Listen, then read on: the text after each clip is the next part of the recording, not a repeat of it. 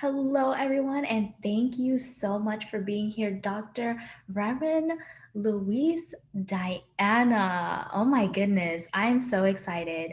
Now, Dr. Louise began her career as an actress in New York theater as well as in film and television. Wow. She was a protege of the famed Stella Adler and a member of the famed Actors Studio. By extensively traveling as her younger self, she deeply understands our global world and consciousness and brings a respect for diversity so necessary in the present world. Yes. She holds a master's degree in theology and a PhD in comparative religion. Now, I want you to talk a little bit more about that and how you got into your what you do now. But one of the biggest things is your inner fitness coaching. Dr. Louise has her inner fitness lifestyle, which supports clients to process the transitions of life, of pain, grief, anxiety, stress, and enhance their productivity, health, and wellness. She offers women's circles to help women find and clarify their purpose and attract the partner of their dreams and thrive, which I love. Let's say that again, thrive. Yes. So Yes. I'm so excited to have you. Would you share a little bit more about just personal, like your journey to how you got to where you are right now? Because from film to fitness to inner fitness, wow, like what was that transition like? Yeah. And if you think about, well, first of all, thank you for having me. I'm so glad that you found me. And hello to your audience and wherever you may be watching in from. Um, it's the performing arts and the spiritual arts are very much aligned. When I look back upon the progression, it's very logical. There's a flow to it. There is a flow. Just a quick celebration, a quick celebratory moment. Next month, which is a couple of days from now, um, brace yourself. I will have been teaching yoga and meditation for 41 years. Wow. And that is pretty much sums up my own personal commitment to wanting a desire to find my own voice and my own true self and who I am and what I'm about and my place in the world. And that inquiry has been my lifeline. It's everything that I am is that inquiry. And I think when you're an actress, or at least when I was, my real reason for becoming an actress was to find through characters and the words of a playwright or the words of somebody who's written a series to find my own character through performing another character. And when I look back upon my younger self, I think that was a place of safety for me, is looking through somebody else's eyes about life was like. And then there was a certain point where I decided, instead of me performing another character, how about I become my own character? Oh, How about I put my attention inward? So the progression of looking outside really just switched to the inside. And when I started doing yoga, it was, the great unknown. Nobody really knew what I was talking about. I mean, people would just stare at me. They would just try to put it in a box. Okay, you went and you got a really good education and you became an actress. Okay, I'll go with that. And now what are you going to do? You're going to teach yoga?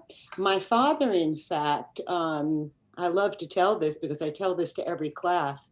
My father thought I was going into the yogurt business. And the first time my parents saw me, I was actually teaching on TV. And then they actually saw that I was actually doing something that was a great unknown at the time. But to go back to your question, the performing arts and the spiritual arts or the internal arts are very, very much aligned. And by the grace of Spirit's voice, that began the journey that I am on currently. It never ends, never ends. And if there's anything that your audience gets from the conversation that we're going to have, my younger self would often think that I was actually getting somewhere. And the point is you land on that goal or that accomplishment, and you pause. And I want everybody to listen to this, appreciate it, appreciate where you land, and enjoy it for a while.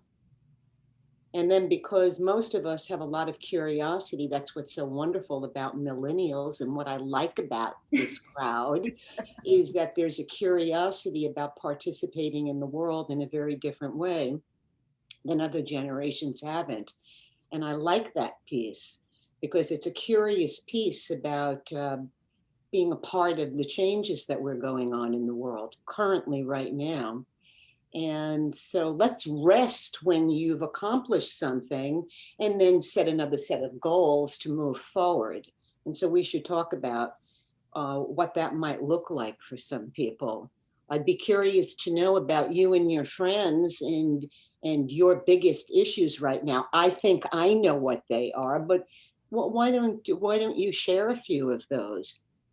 I'm so glad you brought that up because that was a common theme for me, and it has been a learning experience for me this year when I realized I was constantly doing for that external validation. I was constantly chasing the next big thing because I didn't allow myself to take a break and say, you know what, I'm proud of myself for all the things that I've done up to this point, and those heavy like expectations from conditioned family beliefs, especially as an immigrant and as an Asian American. We have this huge drive to work and compete against other people. And Yes. so I always found myself always doing like I launched my business, and then when I figured out, you know what, my business isn't working, maybe my parents were right. I was jumping from one thing to the next and not giving myself the opportunity to try again and to like focus on, okay, what went wrong? And let's try this again, but in a different way. Instead, it was just, well, I feel like a failure because my whole life I've been, um, I've been told you like you are so young and you're always working and everything you do is right. And that was me. When I was 12, I was working for my parents, and they've always said, "Oh my god, you know, like look at my daughter. She's doing so well at 12 years old. She's helping me in the family business." And so I felt a sense of accomplishment, like I felt needed. And at that time, I was told this until 18. And then when I hit my teens, it was okay, well now the vision of success has changed. The vision of success is going and getting a career or getting a good education and then transitioning into a corporate career that generated a certain amount of salary and vacation time or whatever that may look like. And so that became my center focus. That became my new standard of success. And so I was chasing that. And at some point, all these conditioning to connecting exterior validation and exterior material goods to my own self worth. So that, Beautiful, beautiful. That's beautiful, and that's a beautiful awareness. So it it the question then becomes redefining, and this is, I think, up for a lot of people, especially right now with this pandemic, redefining what success looks like. What does that even mean to you? What is what? How do you want to imagine success in your life? You know, our families have specific expectations of it. That's their job. That's that's the job of, I suppose, parenting. I don't have children, but I do have godchildren. I like to give them back after I play with them. I enjoy my younger students, my younger clients, and I connect with them on a visceral level because I I I catch that yearning of defining what success is for you, and you're redefining it now. And you've got to look at really what makes you happy. All of us. What makes you really happy? I can tell you from my own experience that things, the benchmarks that I talked about, where you stop and you celebrate what you've accomplished, the benchmarks have changed for me. This pandemic has been incredibly eye-opening in terms of how fast I was moving. It's just my nature to, it's an A plus nature. I'm sure you could relate to that. To do things really, really well, and to check off that list and get things done. And while that has served me very well, it's not nothing I'm going to lose. It's just who I am. It's just my personality. But to lighten up a little bit, to let yourself redefine now what's really important. Now, from the perch that I'm sitting in, more than ever, more than ever, I've always known that health is important in people's lives. I teach yoga, I touch people's bodies, I'm in it with them. But I've also am a coach, and I have sat with people and have heard what's going on internally with them, health wise, and have hopefully been able to provide some wonderful information for them to seek out uh, inner health, that inner fitness piece. But to really claim health in your life and what that's supposed to look like. We don't we don't we don't have the same opportunities now to go into a gym, although it depends on where you're living, and to work out and to go to classes and to be with people and work out. So now, what is health going to look like you, and how is that going to show up as being successful for you? Any ideas about that? I love that. In terms of redefining health, now it's more holistic. Now it's not just physical health; it's mental health and wellness. And I'd love, your input and your experience of how we can tap more into that. For me, it was defining um, all the blocks that were coming up for me and all the things that was creating unhappiness in my life. And even though I was physically healthy, mentally I found myself drained. I found myself anxious all the time, and saying like, okay, when I do certain things that triggers these reactions, how do I approach this in a more healthier way? Such as, when I am anxious, this is me thinking too much about the future and overthinking about the Yes. future. Yes, or worrying about the past, of course, because we have a tendency to review things and go over them over and over and over again. We have a tendency to repeat things over and over again. So uh, here's something to consider. This is not easy work. So take a deep breath. Let's take a deep breath anyway, Yes. and let it go.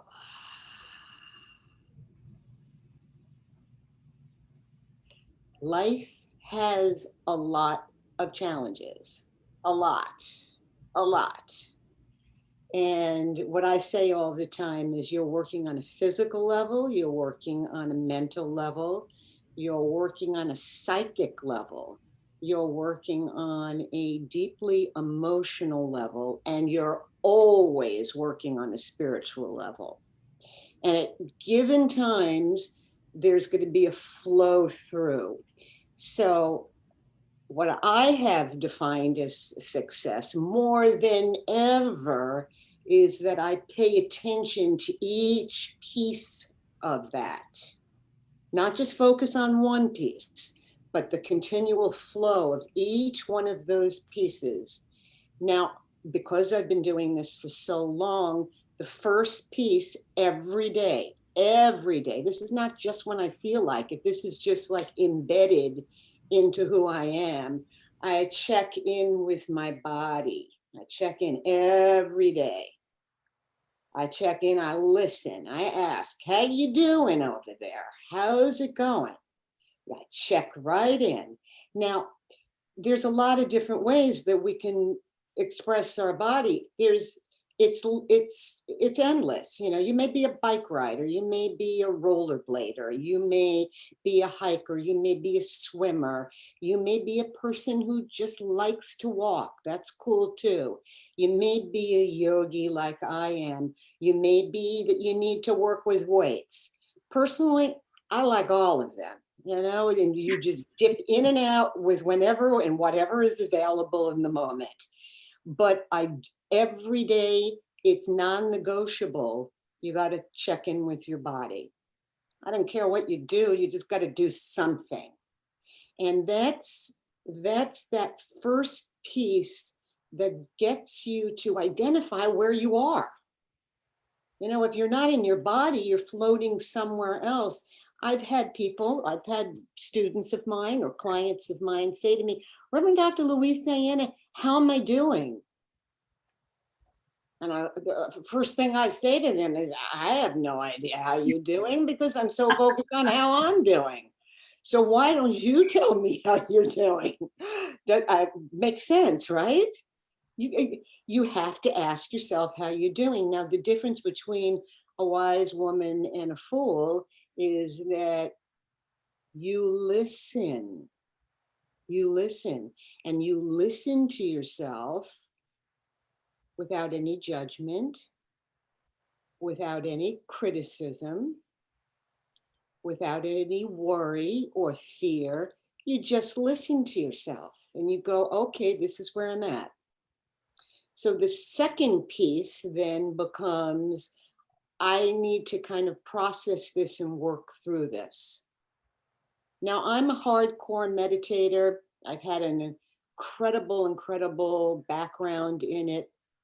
One of my meditation teachers that a lot of your viewers can Google was a man by the name of Goenka. And I have, fortunately from my own life experience, I've done some hard time on the mat. And the world has changed, Nikki, and you don't need to do that. I'm old school, so the more time you sit on the mat, the more you can just process all that mental energy. But for those who haven't begun that journey, at the end of our conversation, I have a tape I can refer people to. One of my tapes that I've sold thousands and thousands of copies of. It might help some people just by having another voice in the room.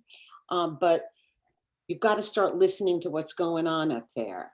And if you just sit for 10 minutes a day, that's a good beginning. I love what you That's say. a good beginning, just to sit for 10 minutes and sit and go, okay, I'm going to do this. You know, if you put your hands across your chest and say, I'm hunkering in, I'm going to do it. I would like that you just leave it open, put your palms up, and receive whatever comes through. And then after 10 minutes, you wrap it up. And then you go and you do whatever you're going to do. So you've got the movement piece and you've got the paying attention to this piece without denying this. And sometimes that's really tough. I don't mean to minimize the challenge.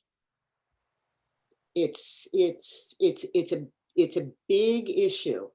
But there's so much information I want to share. I'm just going to give it that much and we can get back to it. You've got to think about your spiritual life as well. I am incredibly successful in that I have a spiritual life, and my spiritual life is inclusive of everything. I'm a non-denominational science of mind minister because it's an inclusive world that I'm choosing to live in. When I look out at my students, uh, I've always kind of taught all around town. It's changing now. I'm mostly online, but I used to teach all over town. So I taught in Chinatown, in the Asian community. I taught in the South Side of LA, which is predominantly African American. And I had my girls in my room.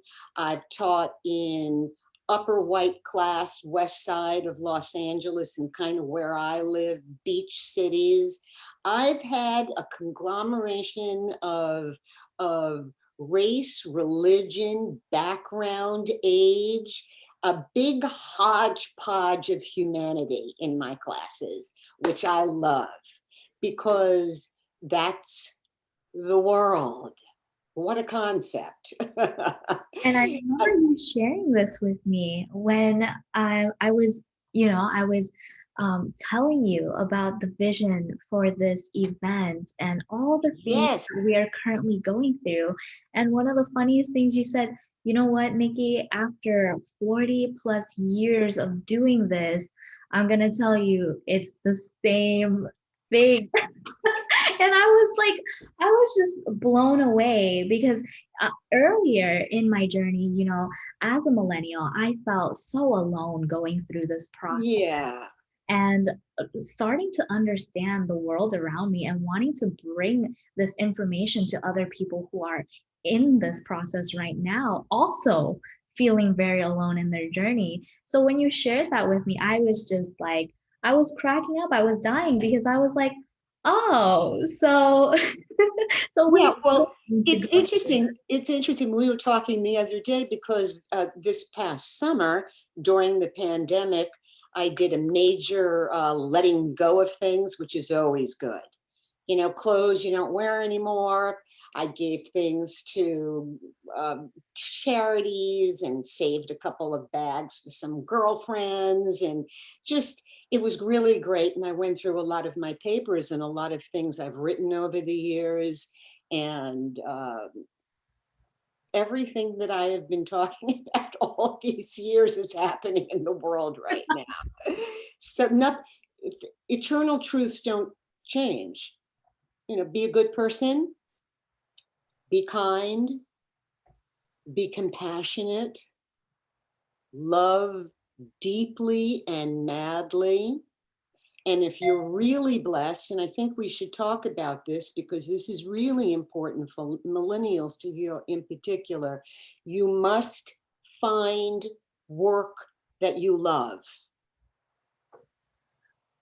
You must find work that you love, that no matter what is going on in your life, you want to get up and you want to do every day.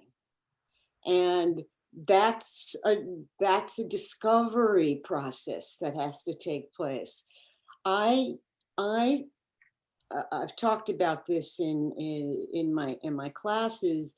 When I went through that transition of being an actress into the internal arts, or the healing arts as they're called as well, I took out a good yellow pad. You know, this is going back before computers were a part of our everyday fiber. I took out my good yellow pad, which I still take out from time to time, and I wrote down a list of things that I love about life.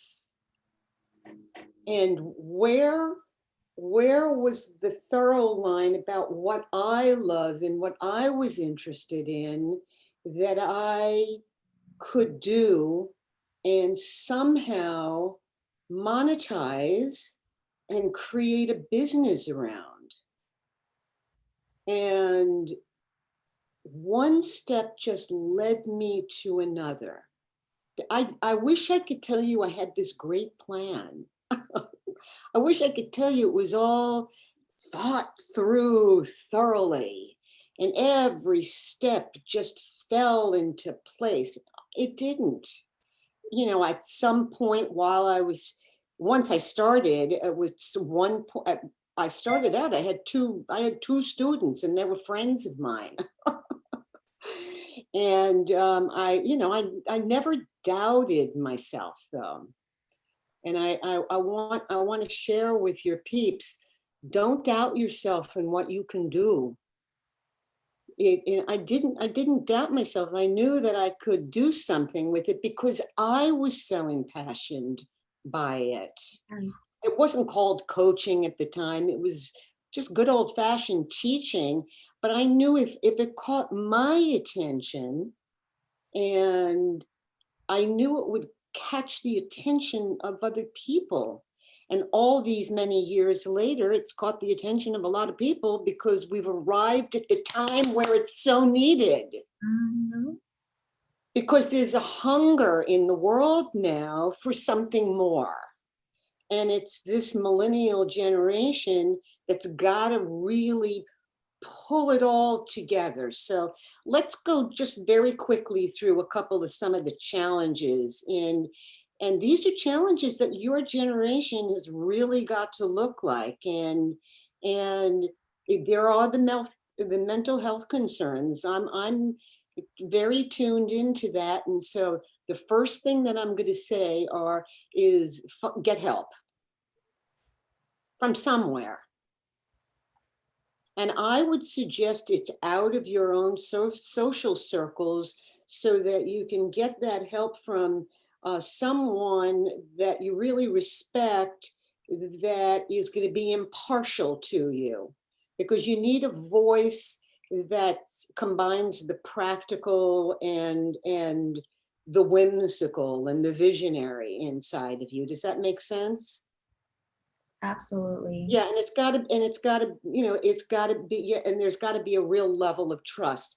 But you go for support somewhere and find someone that you just basically trust. It's really important. And I know that as a young person, when I came out of college, I went into a conversation and just cleaned up some things from my childhood, which is just part of the journey. We all have it.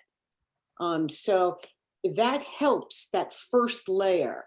Your generation also is the generation of diversity.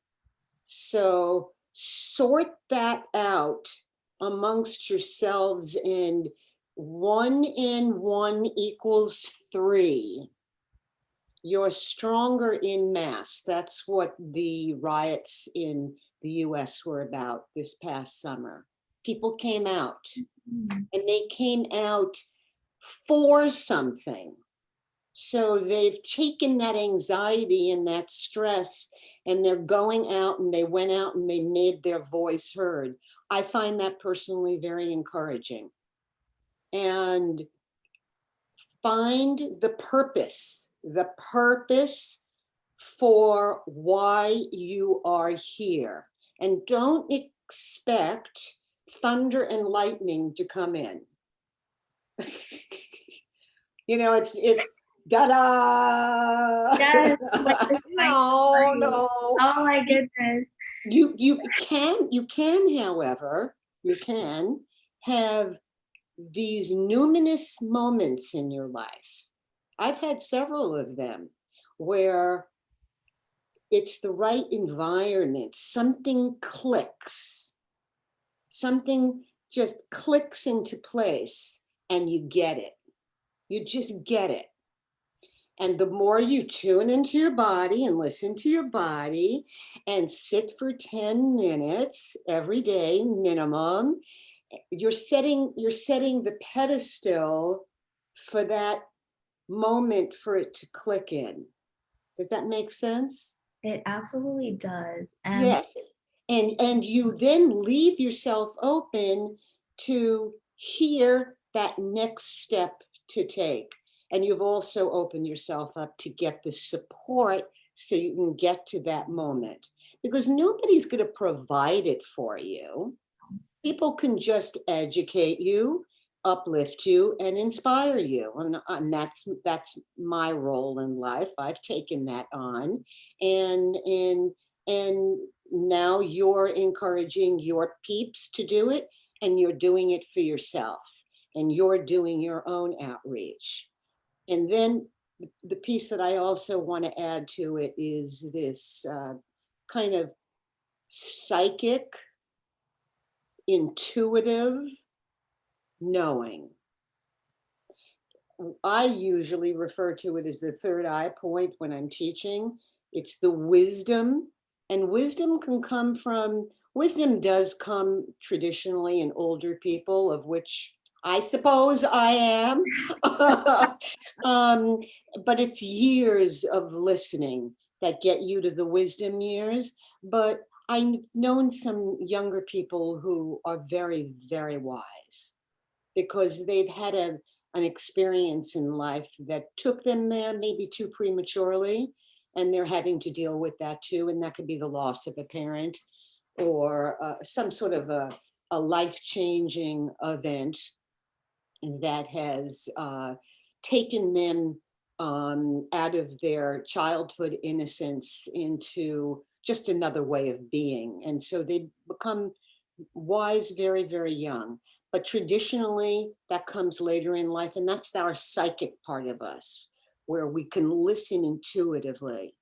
And that's powerful, Nikki, when that kicks in. Oh, I can't wait. I just want to highlight some of the big things that, that stuck out to me as I was listening to you. And one of the biggest things is, um, you know, staying still and actually taking the time to listen to your body. And that was huge in my life because as I shared earlier, I was always in the doing, on to the next thing, on to the next thing. And when I slowed down, I started to realize there's so much that I have not been able to enjoy in the present moment. I Yes. now share gratitude for. For example, just sharing gratitude for being alive, sharing gratitude for this connection that we have today to to step out and create a bigger vision for this world. And the connection, even though it's not in person, that energy is exchanged and it's felt through through connection with other people, through these stories that we share with each other. So that gratitude. Another thing that I picked up in our conversation that you shared is it didn't happen for you overnight. It was a process. And that is huge lesson in the millennial culture right now, where Yes. we're rushing to figure life out. And personal lesson and so many lessons of people I've encountered, these 20 something year olds already want to be successful, already want to have their whole life established, and realizing it's a process and your purpose shifts and changes as you gain more knowledge. As like my purpose when I was um, younger was a different definition of success. And now my purpose has shifted as I learned more about the world around me, as I learned more about myself and up level or releasing all of these conditioned beliefs. And so that was huge, huge, huge. Yeah, and you said something, I want to kind of piggyback on it, because you know, in the olden days, way back when, a couple of years ago, it I and over the course of my lifetime, I've done very long meditation retreats. I mean, hardcore, 31 days, no talking, on the mat, many, many hours a day. And that's not what's going on in my life right now, clearly. However, in addition to my own meditation practice, and I teach some classes online, which I'll share with your audience. Um,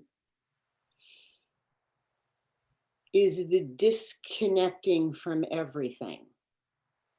The night before Thanksgiving, I decided to um, just disconnect from social media for a week, and it wasn't as easy as I thought it was going to be.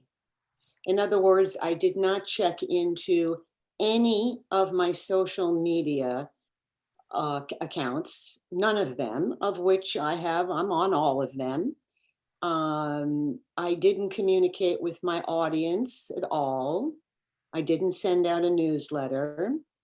I did watch a Netflix series, however, as a Oh, little diversion, and pretty much only dealt with my clients that needed some attention. And I was wrapping up a women's circle that I needed to be engaged with, but it was all done on the phone.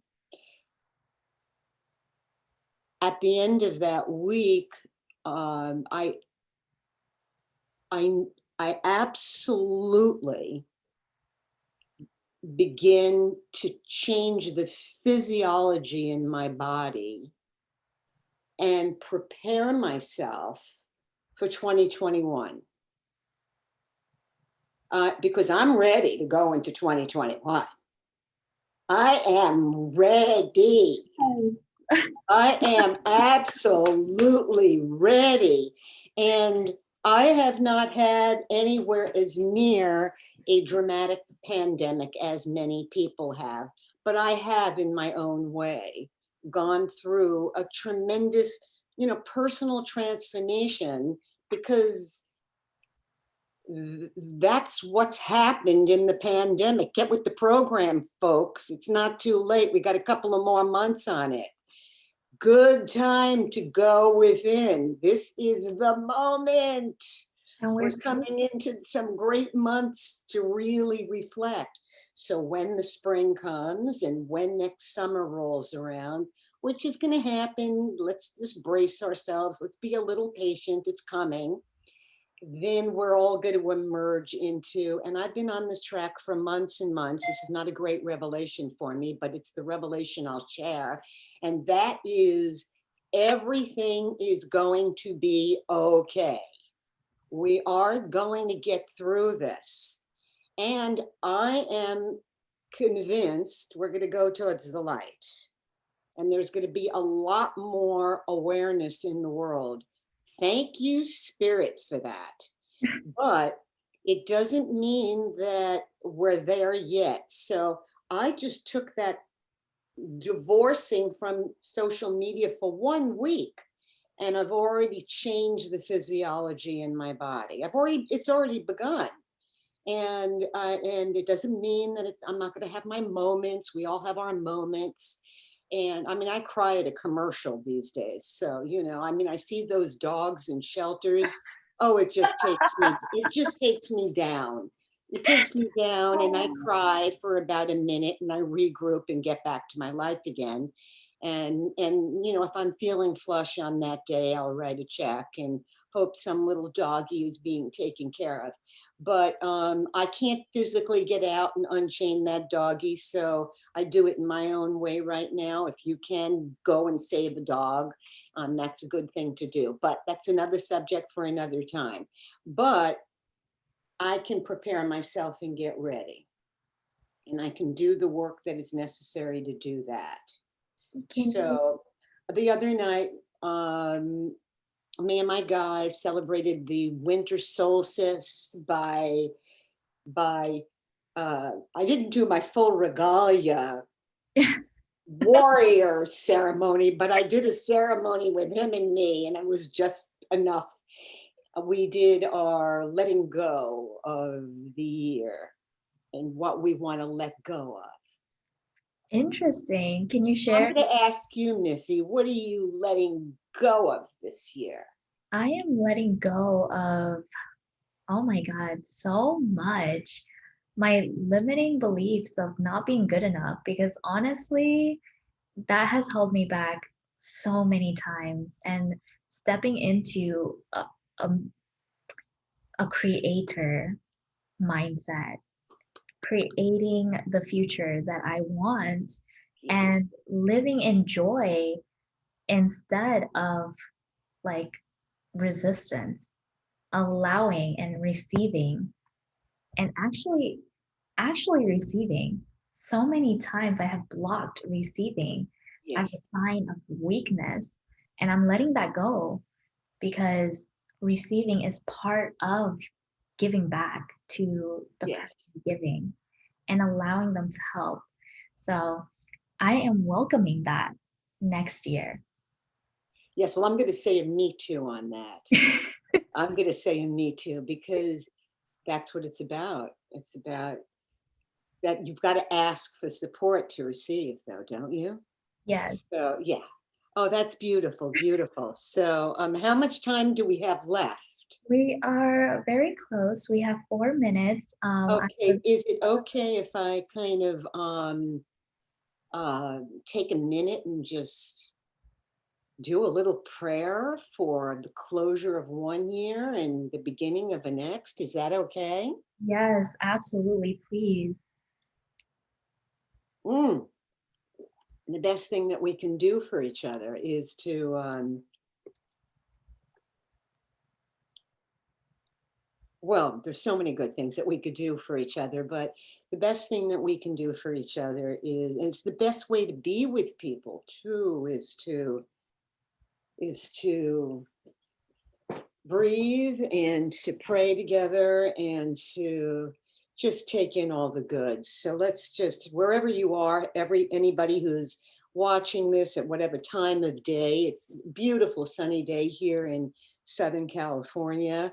And I know right where Nikki is, she's got her beautiful day going. So we're going to just come together now and take a nice deep breath and let it go.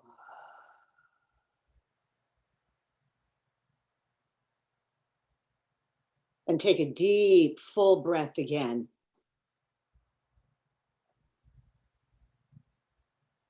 And let it go.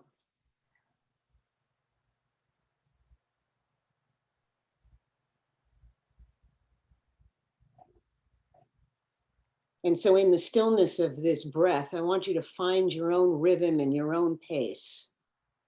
And there is no one pace, it's your pace. So you can just easily take in breath and let it go. And just get very, very clear about the intention that you have for this moment right now. Not yesterday, not tomorrow, not this afternoon, the intention for right now. And so, as we slip into this intentional prayer, I know that there's only one mind, one power, one source operating in this moment, and that is spirit. And you can call it anything you want: Mother, Father, God, divine principle, spirit itself, that ongoing connection to something outside of ourselves. It's an operating principle. Think of it as that. Or if you're in a sunny climate, think of it as the sun coming down on you. Whatever it may be, it is this moment right now that connects all of us.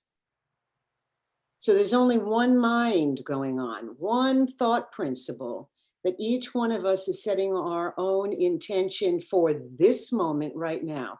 So I'm calling in for each one of us good. I'm calling in for each one of us clarity. I'm calling in for each one of us purpose. I'm calling in for each one of us wholeness, perfection, good health. I'm calling in for each one of us divine flow. It's what I talked about earlier: mind, body, psychic, spiritual, emotional, that divine flow operating all the time. And always, always joy of the journey itself. There can't be anything else but joy, anything else but the journey. It's a journey that we're all on. There's no real end till the very end. So we are all living principle of that divine spirit right now. I am sending out, I am putting that out to each one of you right now. The charge that you are being given to go out into the world and be your most best self. That is my intention for each one of you who happens to be watching this right now. I am transmitting that energy to you despite any circumstances otherwise. And I'm going to release this prayer out into the world right now because it's in the letting go. It's in that place of letting go that seed is planted, that intention, that thought process. It's out there in the world. And I know spirit hears everything all the time. So it's been heard, and we are showered. We are showered with well-being as it comes back to us. So I call this day holy. I call this day sacred. I call this day or night perfect. And I ask Nikki, I ask you to consecrate this prayer with me by simply saying, and so it is. And so it is. And so we are. And so we are. And so I am. And so I am. Amen, amen, amen. Amen, amen, amen. There you go. Open your eyes. Ah, Here we are. wow. Fabulous. Thank you so, so much for You that. are so, so welcome. Sending you lots of love. Lots of love. I felt the energy. That was fantastic. And I know you have something else for the audience as well, a little freebie. We'd love Yes. for you to share that with us. Yes. Well, there's a link. And there is a 3-day yoga challenge you can do with me. And you can find me on my website, although my website needs to be updated. um, all my stuff is there, and you could look for it and see if there's something, a piece of what I do that pops out to you. It's innerfitness.com. It's quite easy. Innerfitness.com. A couple of things I'd like to offer to your crowd, and that is also I run women's circles. I will be starting another one February-ish. We Mhm. got to get going into the new year, and it's a 4-month program. Um, I wish I could tell you specifically what my women's circles are. There's always a focus. There's always a focus. And I have a feeling this year it's going to be about this new year that we're merging into. There's always books that we need to read together that we collectively break down.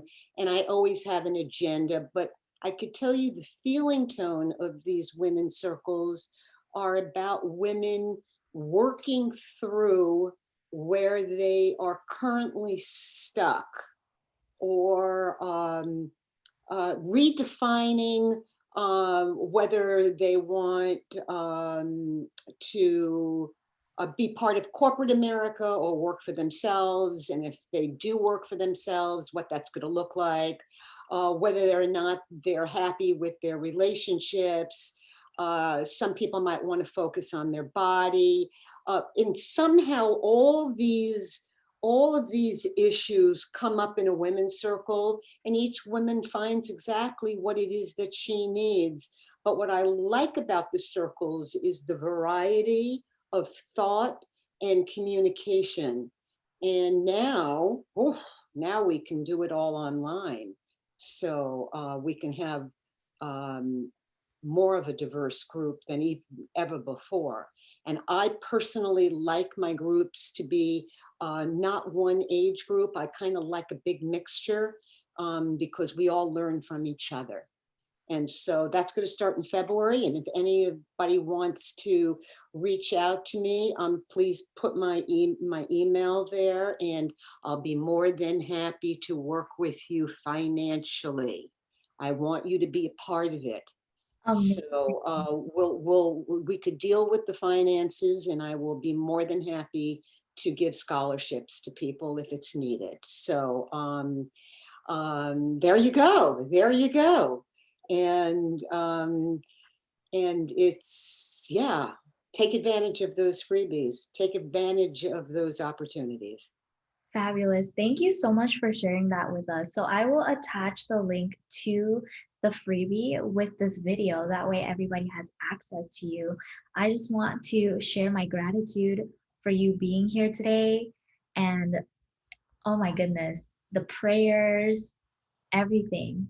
So thank you so much, Dr. Louise, Diana. It has been a pleasure.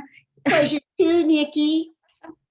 And for everybody watching, cannot wait to see you guys in the next episode.